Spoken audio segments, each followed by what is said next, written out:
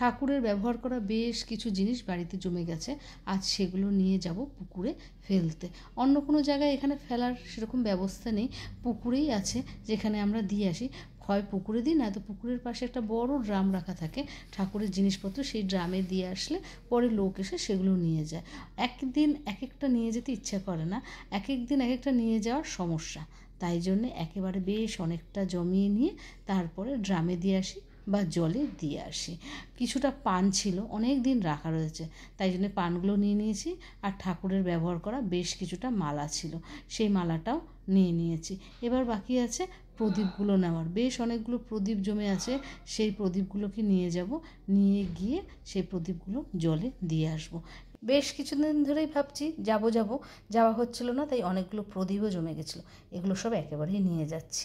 একেবারে নিয়ে দিয়ে আসাটাই ভালো, বারবার না যেতে ইচ্ছা করে না, যাওয়াও হয় না সংসারের কাজের জন্যে, তাই জন্যেই একদম সব নিয়ে নিয়েছি ব্যাগে করে। আর এটা একদম নিয়ে চলে যাব হচ্ছিল একদম মন্দিরের পুকুরে।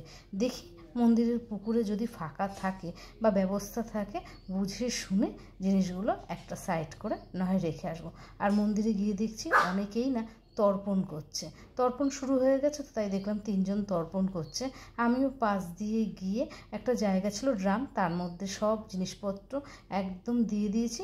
এবার একটু যে ব্যাগটা করে নিয়ে গেছিলাম সেই ব্যাগটা জলে ধুয়ে বাড়ি চলে আসবো। ওনাদের জিজ্ঞেসই করেছিল, ওনারা বললো পাশ দিয়ে ব্যাগটা ধুয়ে নিই, তাই আস্তে করে একটু ব্যাগটা ধুয়ে নিচ্ছি। এত সকালে যে তর্পণ হবে সেটা বুঝতে পারিনি, তাহলে আমি আরও সকালে আসতাম। যাই হোক, ব্যাগটা ধুয়ে নিয়েছি, আর চাবিটা ভুল করে রেখে যাচ্ছিলাম, চাবিটাও নিয়ে নিয়েছি। এবার বাড়ি চলে যাব। কত সকালে এসেছি, তাও কত লোক চলে এসছে মন্দিরের পুকুর পাড়ে।